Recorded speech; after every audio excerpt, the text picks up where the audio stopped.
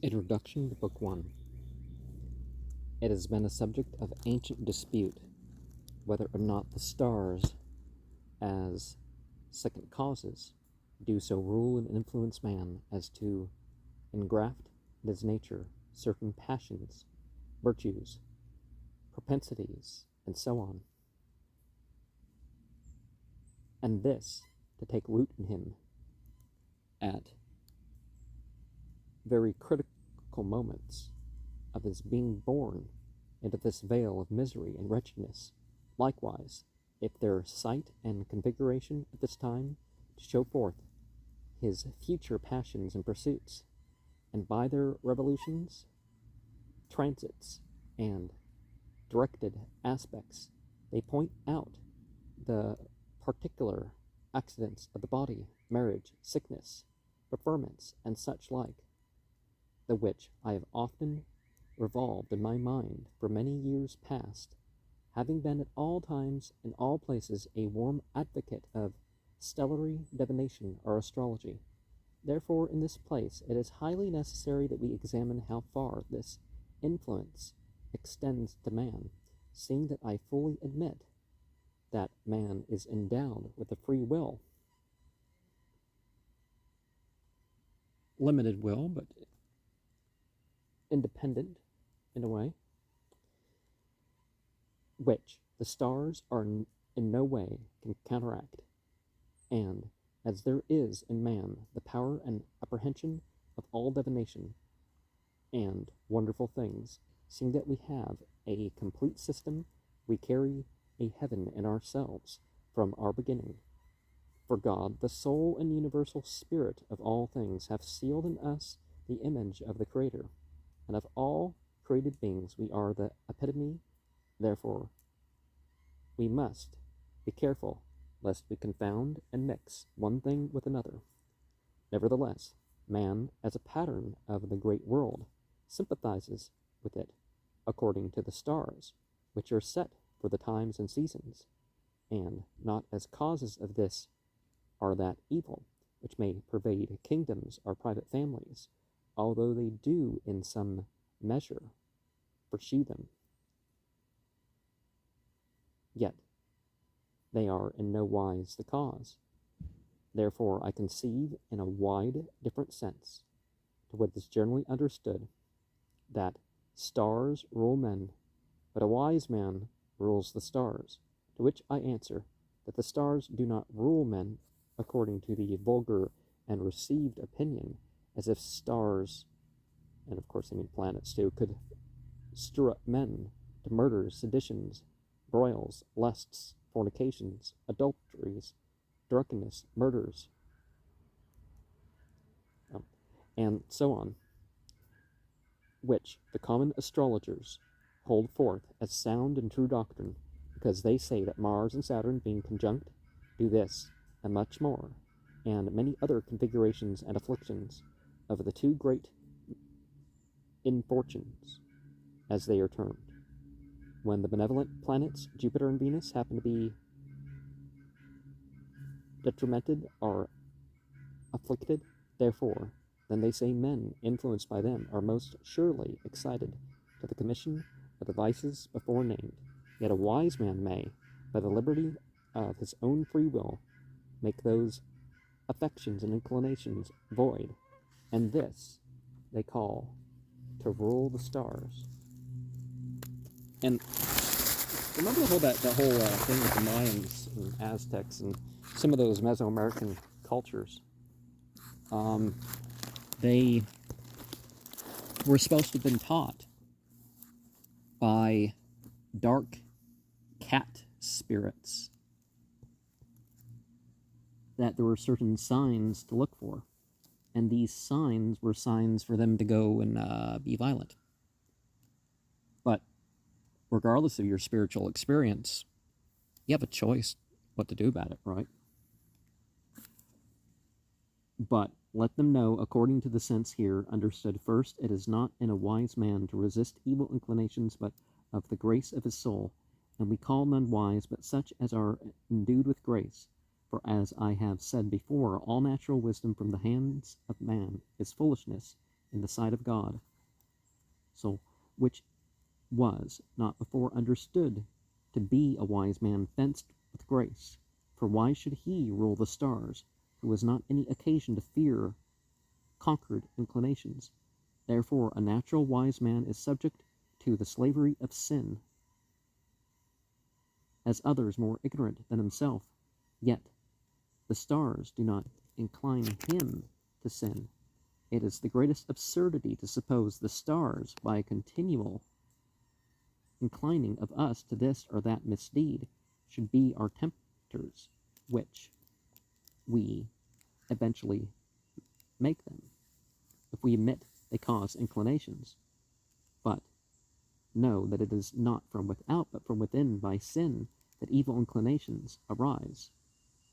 Out of the soul of man proceed evil cogitations, adulteries, thefts, murders, and so on, because as the apprehension of all celestial virtues are sealed in the soul and spirit of man, so, when man becomes depraved by sin and the indulgence of his gross and carnal appetite, he then becomes the seat of the infernal powers, which may be justly deemed a hell, for then the bodily and fleshly sense obscures the bright purity and thinness of the spirit, and he becomes the instrument of his spiritual enemies in the exercise of all infernal lusts and passions.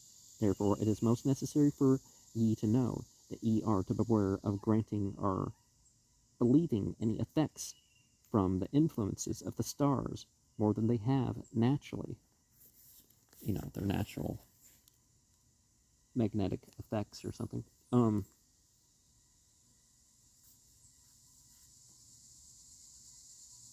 Because there are many whom I have lately conversed with, and great men too, in this nation, who readily affirm that the stars are the causes of any kinds of diseases, inclinations, and fortunes. Likewise, they blame the stars for all their misconduct and misfortunes. Well, there are beings that group themselves in some of these categories, and if you open yourself to belief in them to do what they will, it's not always on your behalf, right? Nevertheless, I do not by these discourses prohibit or deny all influence to the stars. On the contrary, I affirm there is a natural sympathy and antipathy amongst all things throughout the whole universe, and this I shall show to be displayed through a variety of effects, and likewise that the stars, as signs, do foreshow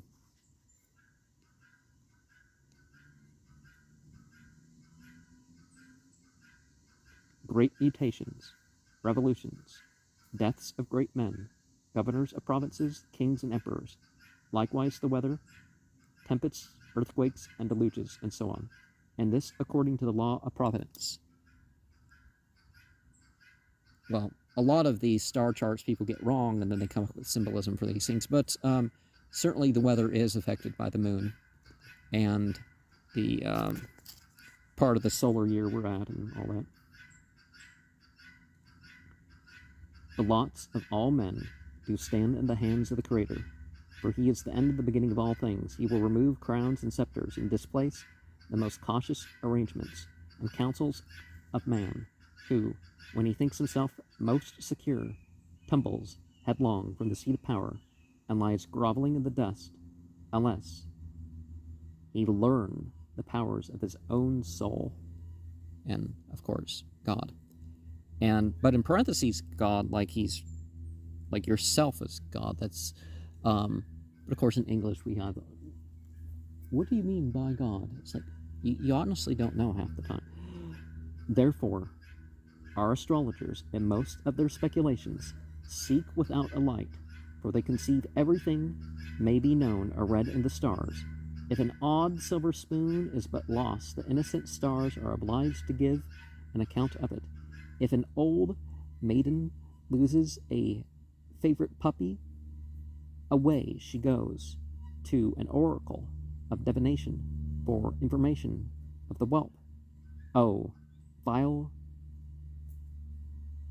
credulity, to think that those celestial bodies take cognizance of, and give in their configurations and aspects continual information of the lowest and vilest transactions of dotards, the most trivial and frivolous questions that are pretended to be resolved by an inspection into the figure of the heavens, while does our legislature justly condemn as juggling impostures all those idle vagabonds who infest various parts of this metropolis and impose upon the simple and unsuspecting by answering for $1 or $5 fee whatever thing or circumstances may be proposed to them, as if they were the Creator's vicegerents on earth, and as deputed privy councillors. They do not even scruple over to persuade poor mortals of the lower class that they show images in glasses, as if they actually confederated with evil spirits. A notable instance I will here recite that happened very lately in Paris. Two penurious Frenchmen, taking advantage of such credulity of the common people, who are continually gaping after such toys, had so contrived a telescope or optic glass, so that various letters and figures should be reflected in an obscure manner, showing the images of men and women, and so on, so that when any one came to consult these jugglers after paying the usual fee, they, according to the urgency of the query, produced answers by those figures or letters, the which affrights the inspector and the glass so much, that he or she supposes that they have got some devilish thing or other in hand, by which they remain under the full conviction of having actually beheld the parties they wished to see, though perhaps they may at the same time be residing hundreds of miles distant therefrom. They, having received this impression from a preconceived idea of seeing the image of their friend in this optical machine, go away and anon report, with an addition of 100 lies, that they have been witness of a miracle. I say this kind of deception is only to be acted with the vulgar, who rather than have their imaginations balked, would swallow the most abominable lies and conceits. For instance, who would suppose that any rational being could be persuaded that a fellow creature of proper size and stature should be able by any means to thrust his body into a quart bottle, the which thing was advertised to the public by a merry knave, not thinking there was such fools in existence, to be done by him in a public theatre. Upwards of 600 persons were assembled to behold the transaction, never doubting but the fellow meant to keep his word, when, to the great mortification and disgrace of this long-headed audience, the conjurer came forth amidst a general stir and buzz of now, see now. See, he is just going to jump in. Indeed, says the conjurer, ladies and gentlemen, I am not, for if you were such fools as to believe such an absurdity, I am not wise enough to do it. Therefore, making his bow, he disappeared, to the great discomfort of these wise heads, who straightway withdrew in the best manner they could. As for the telescope magicians, they were taken into custody by the gentlemen of the police office, nor would their familiar do them the kindness to attempt the rescue, but to have done with these things that are unworthy of our notice as philosophers, as to proceed to matters of a higher nature. See, if we're focusing on the lower nature, this trickery and illusion, people may come to try to fill that, right? Physical manifestation of spirit seen on camera for only in Mike's studio, or that sort of thing, right? It is to be noted what I have before said in respect of the influences of the stars, that Kazuma, in his quadripartite, in speaking with generals, comes pretty near my ideas on the subject of planetary influence, of which I did not at any time doubt, but I do not admit, nay, it is not necessary, seeing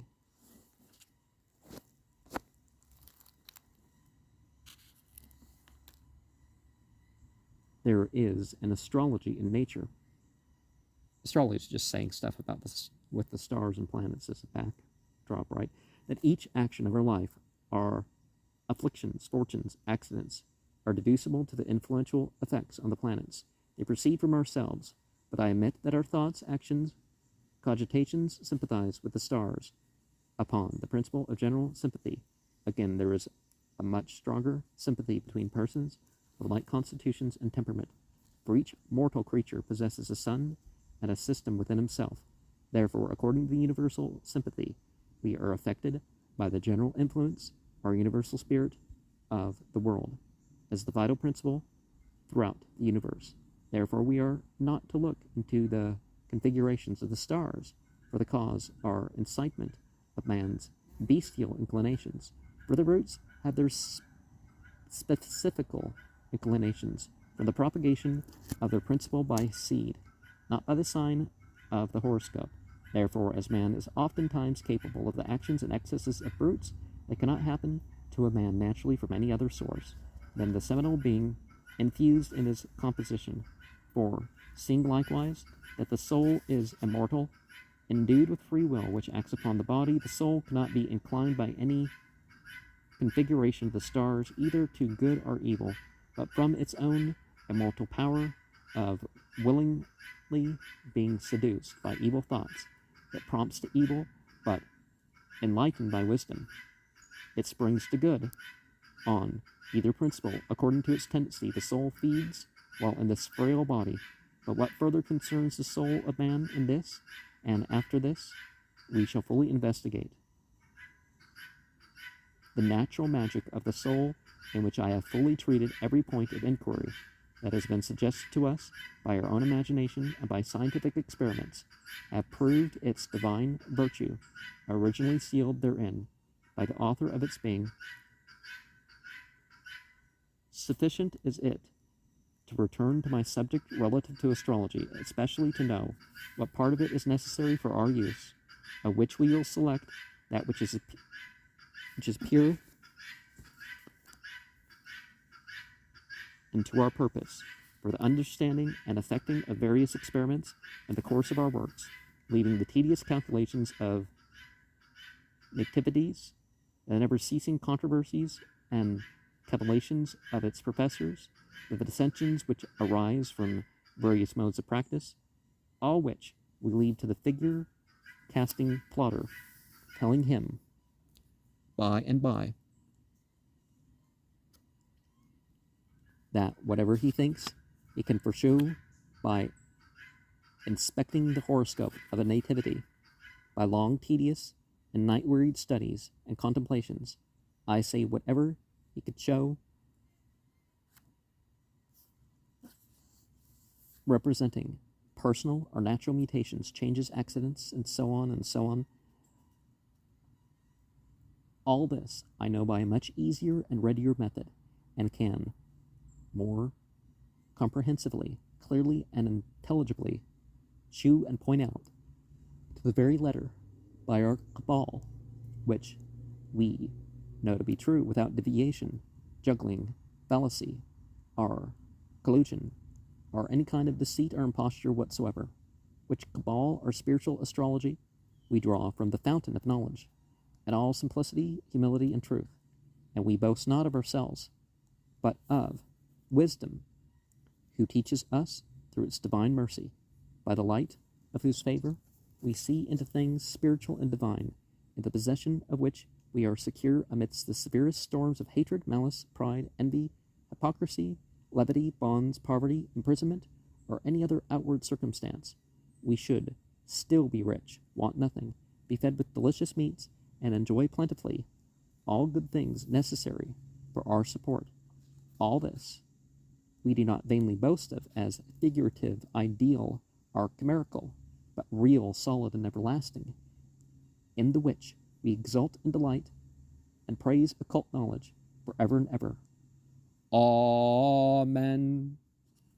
All which I publicly declare to the world, for the honor of our Creator, being at all times ready to do every kindness we can to our poor neighbor, and as far as in us lies to comfort him sick or afflicted, in doing which we ask no reward. It is sufficient to us that we can do it, and that we may be acceptable to wisdom, who says, I am the light of the world, to whom with the Father and Holy Spirit be ascribed all power, might, majesty, and dominion. Amen. L.W. de Laurence, and of course I don't divide divinity. Like, for example, abraxas. You don't have to think of abraxas in the limited way of male and parent. Same thing with Barbelo. You don't have to think about that way either. And aberramento, you don't have to think of aberramento in the son or child sort of way. You know, Holy Spirit takes the place of Barbelo. Okay.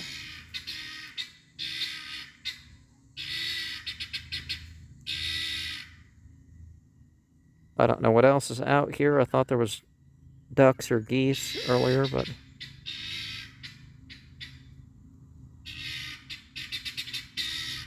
Okay, that's the neighbor's guinea hen.